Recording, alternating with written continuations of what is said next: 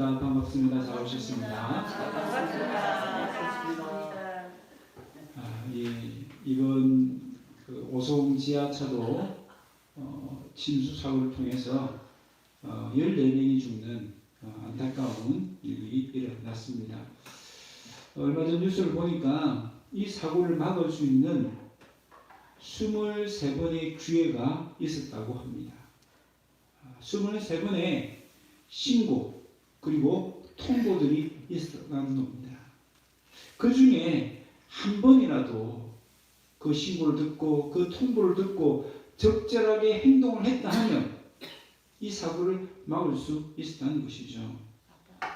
사고를 막을 수 있는 매뉴얼, 즉 지침이 없었던 것이 아닙니다. 그 매뉴얼대로 그 지침을 따라 행동하지 않았기 때문에 사고를 막지 못했습니다. 아무리 훌륭한 지침이 있어도 지침대로 행동하지 않으면 그 훌륭한 지침도 소용이 없는 것이죠. 하나님은 우리에게 이 오송 지하차도 침수 사건보다 더 끔찍하고 더 무서운 최후 심판이라는 그 멸망으로부터 우리를 구원해 주시기 위해서 하나님의 말씀이라는 지침을 우리에게 선물로 주셨습니다. 그래서 이 말씀대로 살고 이 말씀에 순종하면 영원한 멸망에 들어가지 않고 영생을 얻을 수 있도록 해 주셨습니다.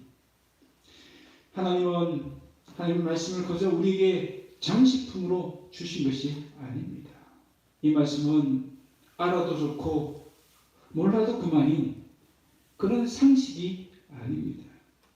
이 말씀은 우리를 영원한 심판에서부터 건져주시기 위한 생명의 지침이라고 할 수 있습니다.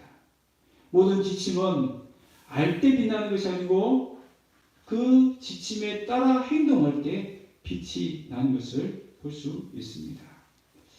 오늘 본문에는 세 가지 서로 다른 내용이 나오는 것 같습니다. 등불 비유, 또 영적인 가족에 대한 이야기, 또 풍랑을 잔잔케 하신 사건. 이 서로 다른 이야기 같은데 주제는 하나입니다. 주제는 무엇입니까? 하나님의 말씀대로 실천하고 행동하는 것이 중요하다라는 내용입니다. 먼저 등불 비유를 살펴보십시다. 여러분 16절을 보면요, 등불을 켜는 목적이 무엇인지를 우리에게 알려줍니다. 여러분 등불을 왜 켭니까? 네, 빛을 비추게 하기 위해서. 어두우니까 안 보이니까 빛을 비춰서 볼 수 있도록 하기 위해서 등불을 켜는 것이죠. 그런데 만약 등불을 켜고 그 등불을 그릇으로 딱 덮는다든지 평상 아래에 둔다면 빛을 비치겠습니까? 빛이 비치지 않죠. 등불을 켜는 이유가 아닙니다. 그래서 등불을 켰다는 것은 당연히 등경 위에 두고 빛을 비추기 위함이라는 겁니다. 자, 이 이야기는 어떤 이야기입니까? 여기서 말하는 등불은 하나님의 말씀을 가리킵니다. 하나님의 말씀도 이 등불처럼 뭘 해야 된다는 거죠? 당연히 순종하라고, 실천하라고 주신 말씀이라는 겁니다. 등불이 등경 위에 있을 때 빛이 비치는 것처럼 하나님의 말씀도 실천하고 순종할 때 말씀의 빛이 비친다는 것입니다. 하나님의 말씀도 당연히 순종하고 실천해야 한다는 것을 강조하고 있는 것이죠. 여러분 이렇게 말씀에 순종하고 실천함을 통해서 말씀의 빛을 비춰주신 분이 계십니다. 그분이 누굽니까? 바로 예수님이십니다. 여러분 요한복음에 보면 예수님은 이 어두운 세상에 빛으로 오신 분이다라고 소개하고 있습니다. 그리고 요한복음 1장에 보면 예수님을 또 누구로 소개합니까? 예수님은 말씀이시다라고 이야기합니다. 그래서 말씀이신 예수님이 빛으로 이 땅에 오셨습니다. 예수님은 죄악으로 말미암아 캄캄한 이 어두운 세상을 환하게 비춰주시기 위해서 오셨습니다. 그렇다면 예수님은 어떻게 빛을 비춰주셨죠? 치유 사역과 또 복음 선포와 또 말씀을 가르치는 것으로 빛을 비춰주셨습니다. 뿐만 아니라 자기 자신이 바로 그 말씀에 순종하시고 말씀을 실천하심으로 빛을 비춰주셨습니다. 예수님은 말씀의 핵심인 하나님을 사랑하라 하는 그 말씀대로 이 땅에 계시면서 아버지 하나님을 경외했습니다. 그 말씀에 순종했습니다. 뿐만 아니라 주변에 어렵고 힘든 이웃들을 사랑하셨습니다. 그들의 친구가 되어 주셨고 그들의 아픔을 어루만져 주셨고 그들의 고통을 함께해 주셨습니다. 그래서 우리 주님은 그 말씀의 빛을 비춰주심으로 영적인 소경으로 살아가는 많은 사람들의 눈을 뜨게 해주셨습니다. 죄와 사단에 묶여있던 그래서 죄에 종살이하던 그들에게 자유를 주셨습니다. 영육간에 병든 많은 사람들을 고쳐주셨습니다. 한마디로 사망의 그늘에 앉아 신음하는 많은 사람들을 구원해내시고 살려주셨습니다. 무엇을 통했어요? 빛을 비춰주심으로. 말씀의 빛을 비춰주심으로 그 일을 이루어주신 것입니다. 빛이 비추면 어둠은 물러가게 되어 있습니다. 어둠은 빛을 이길 수가 없지요. 그래서 오늘 본문 17절에 뭐라고 이야기합니까? 그 빛이신 예수님이 임하니까 감추어졌던 것이 드러나게 돼요. 또 숨겨졌던 것이 밝히 드러난다라고 말씀합니다. 여러분, 여기서 감춰졌던 것, 또 숨겨졌던 것이 뭡니까? 바로 하나님 나라의 비밀입니다. 하나님 나라의 비밀이 말씀에 비치신 예수님의 오심으로 말미암아 장차 지금 예수님이 말씀하시는 이 시점에서 보면 장차겠죠. 지금 우리에게는 그 환히 드러나 있지 않습니까? 이 말씀의 빛이 비침으로 말미암아서 하나님 나라의 그 비밀이 우리가 알게 해 주셨다는 것입니다. 예수님이 우리의 삶에 빛을 비춰주신 이유가 무엇입니까? 그 말씀의 빛을 통하여서 우리에게 구원을 주시기 위해서, 우리를 살려주시기 위해서, 우리에게 생명을 주시기 위해서 말씀의 빛을 비춰주셨습니다. 뿐만 아니라 우리도 그 빛을 받아서 이 세상에 빛을 비추는 삶을 살도록 하시기 위해서 빛을 비춰주셨습니다. 성경에 보면 성도를 밝혀 뭐라고 말합니까? 너희는 세상의 빛이다 라고 말씀하신 것입니다. 여러분, 우리도 예수님을 본받아서 말씀을 실천하고 순종함을 통하여 말씀의 빛을 이 세상에 비출 의무가 있다는 것입니다. 여러분, 18절 보면 그렇게 말씀을 실천하는 사람, 그렇게 말씀의 빛을 비추는 사람은 어떻게 됩니까? 있는 자는 더욱더 풍성해진다. 말씀의 부자가 된다고 얘기합니다. 그런데 말씀을 많이 알지만 실천하지 않는 사람, 없는 자는 어떻게 된다고요? 그 없는 것까지도 뺏긴다라고 말씀합니다. 영적인 부익부, 빈익빈 현상이 생긴다는 것이죠. 여러분, 우리는 예수님이 주신 말씀의 빛을 통하여 새 생명을 얻은 줄로 믿습니다. 네. 그런 면에서 보면 우리는 다 빚진 자입니다. 복음의 빚진 자입니다. 우리도 이 복음의 빛, 말씀의 빛을 비춰야 되는 그런 의무들, 그런 빚이 있다는 것입니다. 이런 사도 바울은 자신이 그 빛을 갚는 삶을 살겠다라고 선언했습니다. 여러분, 우리도 예수님처럼 말씀을 실천하고 순종함을 통하여 이 말씀의 빛을 비춰야 될 줄로 믿습니다. 그럴 때 우리 주변에 죽어가는 많은 영혼들이 살아날 수 있겠지요. 어느 날 예수님의 어머니와 동생들이 예수님을 찾아왔습니다. 그런데 세상에요, 얼마나 많은 사람들이 모여있는지 도저히 예수님 계시는 그곳까지 갈 수가 없는 겁니다. 그러니까 누군가에게 이야기를 했겠죠. 어머니가 했든지 예수님 동생들이 얘기했든지 예수님을 좀 만나고 싶다라고 사람들이 얘기하니까 또 어떤 사람이 이 가족들이 왔으니까 빨리 예수님께 알려야 되겠다. 그래서 예수님께 알렸습니다. 여러분, 왜 가족들이 예수님을 찾아왔을까요?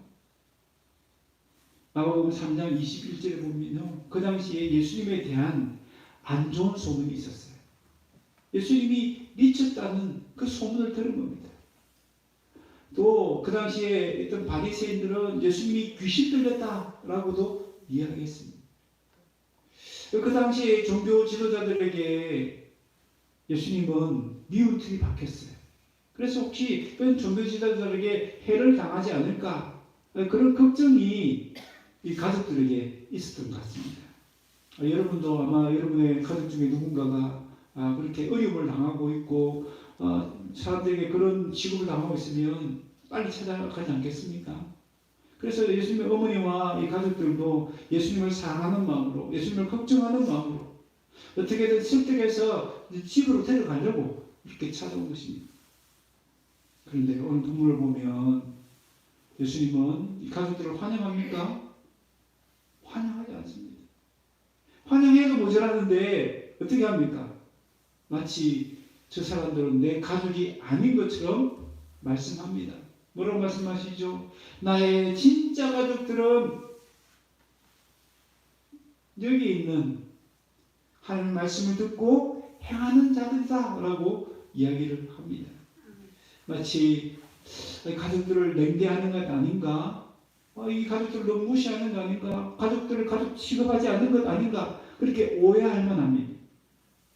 그런데 성경 어디를 봐도 예수님이 가족을 무시하거나 그렇게 사랑하지 않는 그런 모습이 없습니다. 예수님에게도 늘 가족에 대한 애틋한 마음이나 또 오래간만에 찾아온 그 가족들이 반가운 마음이 없었겠습니까?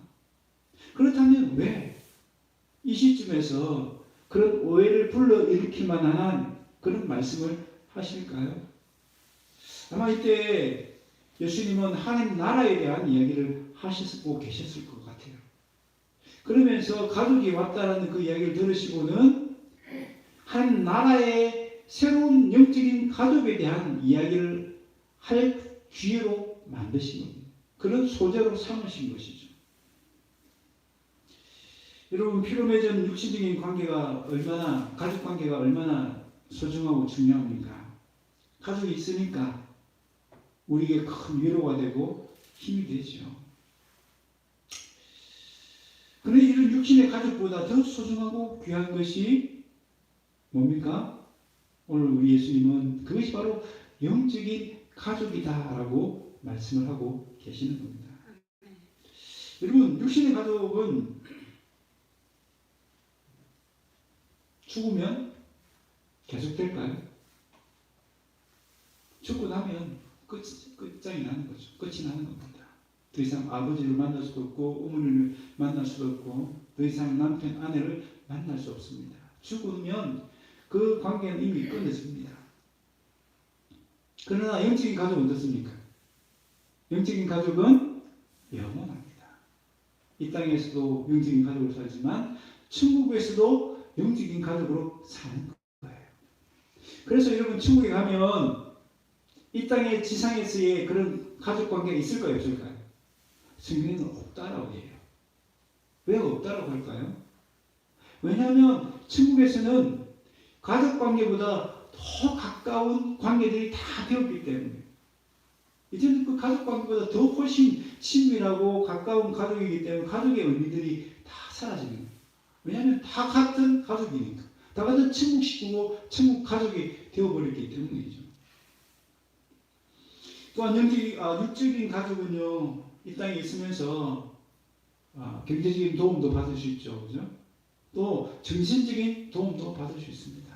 그래서 따뜻한 위로가 되기도 하고 또 서로가 서로를 돌봐줄 수 있는 그런 관계가 되죠. 그런데 영적인 가족은 그런 도움뿐만 아니라 어떤 도움까지 받을 수 있죠? 거기에 더해서 영적인 도움까지 받을 수 있습니다.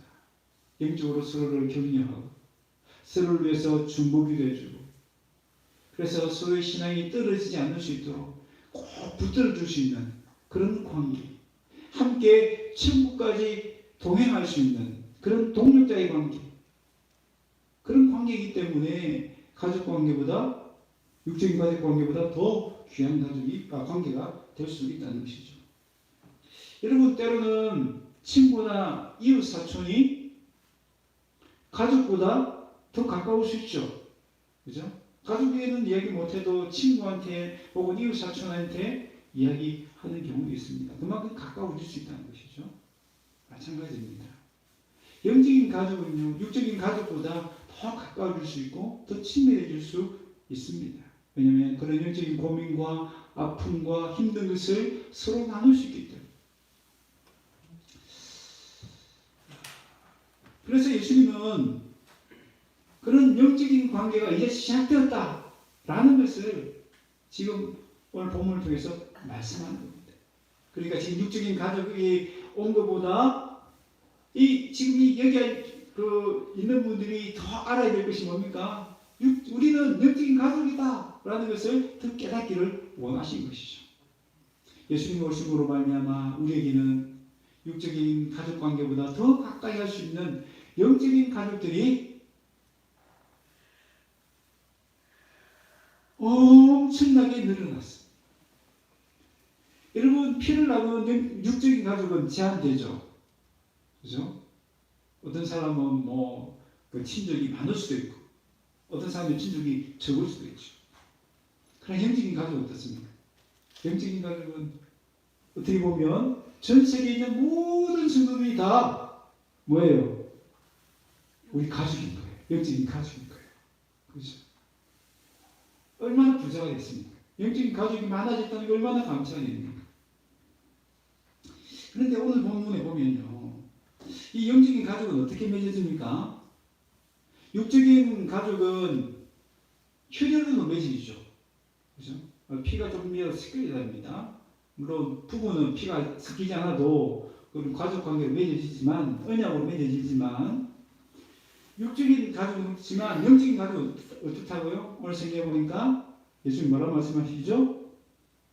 하나님 말씀대로 행동하는 사람이, 실천하는 사람이, 하나님 뜻대로 사는 사람이 바로 영적인 가족이다 라고 말씀하고 있죠.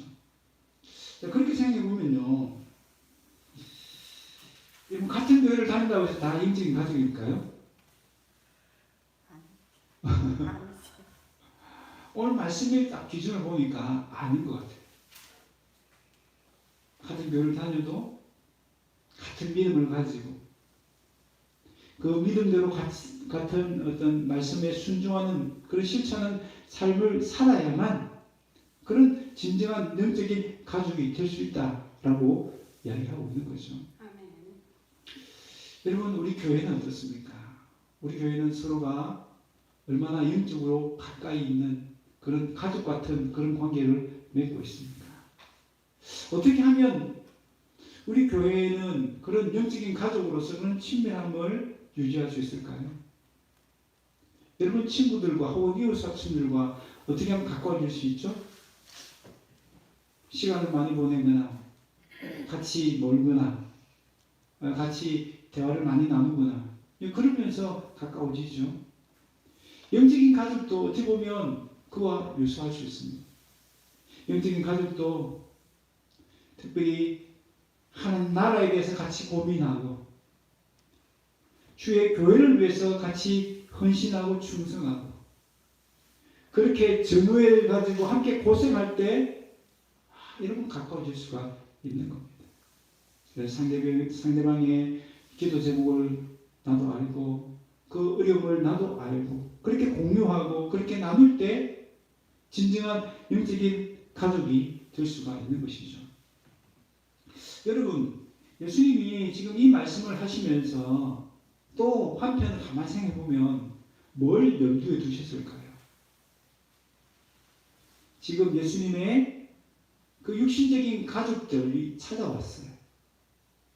그런데 예수님은 그 육신적인 그 가족들을 환영하는 것이 아니고 지금 이 자리에 있는 하나님 말씀을 듣고 행하고자 하는 그 사람들이 내 가족이다 라고 얘기하는 그 어떤 뭐랄까요? 그 의도 속에는 뭐가 또 숨어 있겠습니까? 예수님의 육신적인 가족들도 이 영적인 가족 울타리 안으로 들어오기를 원하는 마음이 있지 않았을까요? 여러분, 실제로 예수님을 믿지 않았던 이 가족들도 나중에 보면 어떻게 됩니까? 야고보나 유다는 다 예수님의 동생들이거든요. 근데 성경에 보면 야고보서 유다서가 있어요. 바로 예수님의 동생이었던 야고보, 유다가 성경을 기록한 겁니다. 지금까지는 예수님을 믿지 않았던 이 예수님 동생들이 나중에는 예수님을 믿게 됐다는 것이죠. 육신의 가족이었던 그들이 드디어 영적인 가족까지 된 것입니다. 그런 차원에서 우리가 우리의 관계를 좀 돌아봐야 돼요. 우리 가족들 가운데서도 아직 육신적인 관계로만 남아있는 그들을 영적인 가족 관계로, 그죠? 초청해야겠죠. 그들도 들어올 수 있도록 해야겠죠. 저도 우리 그 자녀들에 대한 마음이 똑같습니다. 우리 자녀들이 그저 육신적인 아버지, 어머니로만 아는 것이 아니라 정말 영적으로도 그런 아버지 혹은 영적인 어머니, 그래서 서로가 서로를 위해서 기도해주고 그런 영적인 만남을 가질 수 있는 것, 그것이 정말 제가 바라는 것 중에 하나입니다. 주환이 꼭 들어야 되는데 졸고 있네요. 여러분, 우리 가족들이, 그런 육신적인 가족들이 그런 영적인 가족으로 만날 수 있기를 바랍니다. 또한 우리 성도들이 서로 그런 영적인 가족으로 만날 수 있기를 바랍니다. 천국 갈 때까지 정말 동행이 되어주고, 천국 갈 때까지 나 혼자 가다 보면 흔들릴 수 있고 넘어질 수 있는데 서로 붙들어줄 수 있는 그런 관계로, 그런 만남으로. 여러분, 세상은 어떻습니까? 세상은 경쟁하고 서로가 질투하고 미워하고 서로가 서로를 밟으려고 하고 그 위에 올라가려고 하고, 이런 그런 관계들이 얼마나 많습니까? 그러나 교회는 어떻게 된다고요? 교회는 사랑으로 하나가 돼요. 여러분, 하나님이, 우리 예수님이 가장 많이 하셨던 말씀이 뭡니까? 사랑하라는 말씀 아닐까요? 여러분, 우리 교회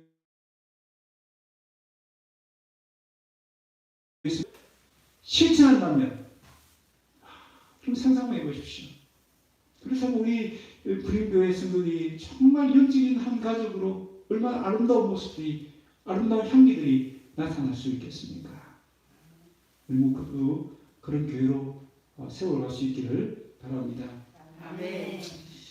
하루는 예수님이 제자들과 함께 호수를 건너기 위해서 배를 타셨습니다. 예수님이 얼마나 피곤하셨던지 그 풍랑이 몰아치는 배 위에서도 깊은 잠에 빠져 계십니다. 그렇게 잠들어 계셨을 때 마침 광풍이 몰아치는데요, 얼마나 위급한지. 여러분, 제자들 중에는 어부 출신이 있습니다. 그러면 이 바다에서 이 풍랑을 만난 경험들이 많이 있습니다. 그들도 두려워서 어찌할 바를 모를 정도로 위급한 상황이었습니다. 배에 물이 가득 차오릅니다. 금방이라도 이 바위가 파산할 것 같습니다. 그렇게 다급해진 제자들이 잠들은 예수님을 흔들어 깨웁니다. 도움을 요청합니다. 주여, 주여, 우리가 어떻게 됐다고? 죽게 되었나이다. 예수님, 좀 일어나 보세요. 지금 우리가 이 죽을 지경에 있는데 그렇게 지금 잠만 자시겠습니까? 주무실 때입니까? 빨리 일어나서 좀 우리를 도와주십시오. 그러자 잠을 깨신 예수님이 어떻게 합니까? 바람과 물결을 꾸짖어 잠잠케 하십니다. 마치 귀신을 쫓아낼 때 그 귀신을 향하여 꾸짖어 쫓아내신 것처럼 자연 만물을 향해서도 꾸짖어 책망하십니다. 그러자 어떻게 된다고요? 거짓말처럼 잔잔해지는 역사가 일어납니다. 자연 만물도 예수님의 말씀에 그대로 순종하는 것을 보여주는 것이죠. 그러자 제자들이 깜짝 놀랍니다. 바람과 물도 예수님 말씀에 순종하는 것을 보면서 뭐라고 놀라죠? 그가 누구기에 바람과 물을 명함에 순종하는가? 그런 제자를 향해서 예수님은 책망하십니다. 뭐라고 책망하시죠? 너희 믿음이 어디 있느냐? 여러분, 방금 말씀드린 대로 이 등불 비유나 가족 문제나 또 이 풍랑을 잠잠케 하신 이 사건은 다 한 가지 이야기다라고 말씀드렸죠. 어떤 이야기? 바로 하나님의 말씀을 실천하고 그 말씀에 순종해야 된다는 이야기죠. 그것이 중요하다는 이야기를 했습니다. 그렇다면 이 사건은 어떻게 우리가 이해를 해야 될까요? 여러분, 지금 제자들이 이 배를 타고 가는 이유는 뭐죠? 왜 배를 타고 갑니까? 예수님의 말씀에 순종해서 이 배를 탄 거죠. 예수님이 가자고 하니까 예수님을 따라서 이 배를 탄 겁니다. 그렇게 말씀에 순종하여 예수님을 따라간 겁니다. 그런데 뭘 만났어요? 큰 광풍을 만난 거죠. 큰 시련과 어려움을 만났습니다. 뭘 이야기합니까? 우리가 말씀대로 살 때, 말씀에 순종할 때, 말씀대로 실천할 때 어려움이 따를 수 있고 시련이 닥칠 수도 있다는 것입니다. 그때 필요한 것이 무엇인가? 그 시련을 이겨내고 끝까지 인내하면서 말씀을 지킬 수 있는 비결이 무엇인가를 이 사건을 통해서 가르쳐 주십니다. 그것이 뭡니까? 한번 따라합시다. 믿음. 그래서 예수님은 제자들 향해서 너희 믿음이 어디 있느냐라고 책망을 하신 것입니다. 믿음이 있으면 끝까지 예수님을 따를 수 있다는 겁니다. 믿음만 있으면 끝까지 말씀을 지킬 수 있다는 겁니다. 그 믿음이 있어야 된다라는 것을 강조하시기 위해서 제자들 향해서 너희 믿음이 어디 있냐라고 말씀하신 것입니다. 사실 예수님이 이렇게 흔들리는 배에서도 잠을 주무실 수 있던 이유가 무엇일까요? 그렇게 광풍이 부는데 그렇게 배가 지금 뒤집힐 정도가 되는데도 불구하고 잠을 주무실 수 있는 이유가 뭘까요? 단지 피곤해서 그럴까요? 아닙니다. 믿음이 있었기 때문입니다. 누구에 대한 믿음이죠? 천지를 창조하신 하나님에 대한 믿음이 있었기 때문입니다. 하나님이 나를 돌봐주실 것이다. 그 하나님의 사랑과 그 하나님의 능력을 믿었기 때문에 그 믿음으로 말미암아 그렇게 흔들리는 배 위에서도 편하게 잠을 주무실 수 있었던 것입니다. 그러면서 제자들에게도 말씀하는 겁니다. 너희에게 이 믿음만 있다면 예수님을 사랑하고 예수님의 사랑과 예수님의 능력을 믿기만 하면 예수님을 끝까지 따라갈 수 있다는 것을 말씀해 주시는 것입니다. 여러분, 믿음이 있으면 어떤 시련이 와도 인내하면서 말씀을 지킬 수 있습니다. 문제는 시련이나 어려움이 아닙니다. 진짜 문제는 믿음입니다. 여러분, 제자들에게 진짜 문제는 무엇이었습니까? 그들 생각에는 이 광풍이 문제라고 생각했습니다. 이 광풍이 지금 문제야. 우리 인생의 이 광풍이 우리를 힘들게 어려움을 줘 라고 생각했습니다. 그래서 광풍 앞에서 그렇게 호들갑을 떨었던 것입니다. 그래서 예수를 향해서 이 광풍을 잠잠케 해달라고 그렇게 도움을 요청했던 것입니다. 근데 사실은 광풍이 문제가 아니었습니다. 진짜 문제는 무엇이었습니까? 그들에게 믿음이 없다는 것이 진짜 문제였습니다. 예수님은 바로 그 핵심을 꼭 집어서 말씀해 주신 것입니다. 너희의 진짜 문제는 믿음이 없는 거야. 지금이 바로 믿음을 발휘할 때야 라고 말씀을 하신 것입니다. 여러분, 우리 인생에 무엇이 문제라고 생각하십니까? 우리 인생의 문제는요, 질병도 아니고 가난도 아니고 세상의 어려움도 아닙니다. 더 큰 문제는요, 믿음이 없다는 것입니다. 믿음만 있으면 우리는 성도다운 삶을 살 수 있습니다. 믿음만 있으면 말씀을 지켜 행할 수 있습니다. 믿음이 없기 때문입니다. 그럼 진시황이 중국을 통일하고 나라를 안정시키기 위해서 신분을 막론하고 능력이 있는 인재를 등용하고자 했습니다.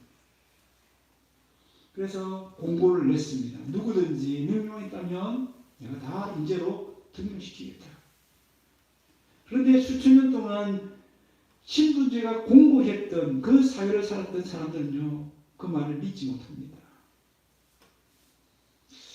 아무리 공부를 해도 사람들이 지원을 하지 않는 거예요. 그래서 진시황이 한 가지 꾀를 냅니다. 이래서는 안 되겠다.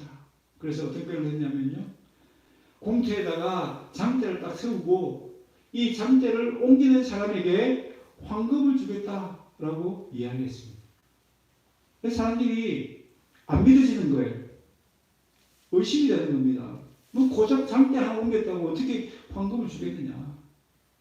그럼 며칠 지나도 그 장대가 꼼짝도 하지 않는 겁니다.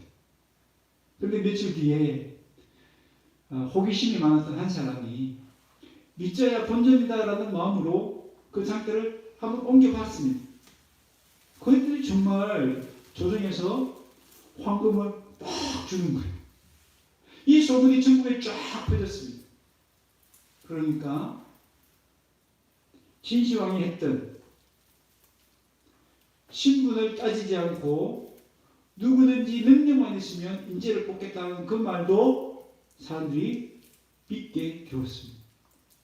그리고 그 말을 믿었기 때문에 많은 사람들이 지원하게 되었다라고 이야기합니다.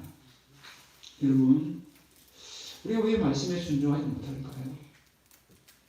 왜 우리가 말씀대로 실천하지 못할까요? 어쩌면 우리에게 믿음이 없었을까? 아닐까요? 정말 이 말씀대로 살면, 정말 이 말씀에 순종하면, 정말 하나님 약속하신 대로 그의 이루어질까? 의심하기 때문은 아닐까요? 말씀에 순종하지 못하는 것은 정말 그 말씀을 믿지 못하기 때문입니다. 정말로 믿으면 실천할 수 있습니다. 다윗을 보십시오. 다윗은 하나님이 나와 함께 하신다는 것을 믿었습니다.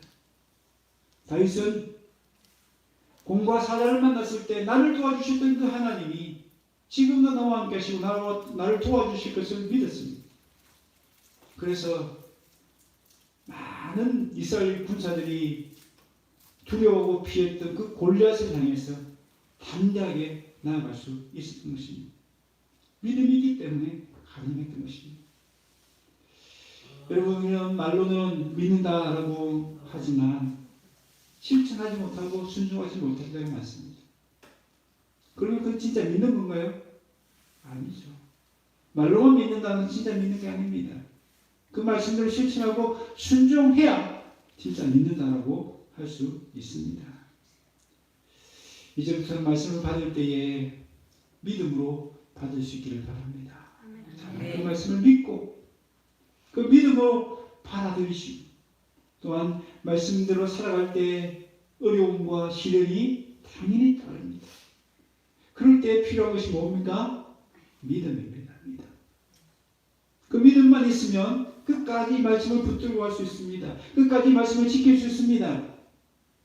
그러면 지난주에 말씀드린 것처럼 좋은 땅에 심겨져서 많은 결실을 하는 것처럼 풍성한 열매를 맺게 될 줄로 믿습니다. 말씀을 맺습니다. 이런 고속도로를 달리는 자동차가 핸들이 고장나고 브레이크가 고장난다면 어떻게 되겠습니까? 핸들이 고장났으니까 방향을 틀 수 없죠. 브레이크가 고장났으니 멈출 수가 없습니다. 여러분, 생각만 해도 끔찍하지 않습니까? 여러분, 우리 인생이라는 자동차에도요, 이 핸들과 브레이크 같은 역할을 하는 것이 있습니다. 그것이 뭘까요? 하나님의 말씀입니다. 하나님의 말씀은 우리가 가야 될 방향을 가르쳐 주십니다. 교훈해 주십니다. 바른 길이 무엇인지를 알려주십니다. 뿐만 아니라 하나님의 말씀은 책망을 통해서 멈춰야 될 때 멈추게 하시는 브레이크와 같은 역할을 하십니다. 하나님 우리의 인생에 이런 핸들과 브레이크 같은 하나님 말씀을 우리에게 주셨습니다. 그 말씀대로 따라 살 때 우리는 정말 가야 될 바른 길을 갈 수 있고요. 그 말씀대로 살아갈 때 정말 멈춰야 될 때 멈출 수가 있습니다. 우리는 하나님께 주님, 주의 종이오니 말씀하옵소서라는 태도로 말씀을 드려야 합니다. 그리고 말씀이 가라고 하면 가고 멈추라면 멈출 수 있어야 합니다. 물론 그럴 때 어려움이 따를 수 있죠. 마음의 갈등도 있고 또 시련이 따를 수도 있습니다. 그럼 그때 누가 도움이 됩니까? 그때 누가 도움이 되죠? 내 옆에 있는 영적인 가족이 도움이 됩니다. 그 영적인 가족과 함께 그 어려움을 나누고 함께 기도 제목으로 나누고 함께 기도하다 보면 그 시련을 이겨낼 수 있습니다. 그래서 우리가 서로 영적인 가족으로 만나는 것이 얼마나 중요한지 모릅니다. 육적인 가족보다 영적인 가족으로 만나기에 더 힘쓸 수 있기를 바랍니다. 우리 모든 성도들도 바로 그 영적인 가족이 되어지고 진정한 동력자가 되어져서 정말 천국에까지 함께 동행할 수 있는, 그래서 그냥 교회 식구가 아니라 천국 식구가 될 수 있는 그런 관계들이 되어지기를 바랍니다. 그리고 무엇보다 그런 말씀대로 살아갈 때, 어려움을 만날 때 꼭 필요한 것이 뭡니까? 믿음입니다. 믿음만 있으면 말씀 가운데 어려움을 찾아와도 인내할 수 있고 이겨낼 수 있습니다. 문제는 그 시련이 아닙니다. 그 어려움이 아닙니다. 문제는 믿음입니다. 믿음으로 말씀 받고 믿음으로 말씀에 순종하시기를 바랍니다. 그래야 말씀의 빛을 온 세상에 비추는데 벽이 쓰임받는 저와 여러분 다 되시길 주의 이름으로 축원합니다. 우리 시간 이 말씀을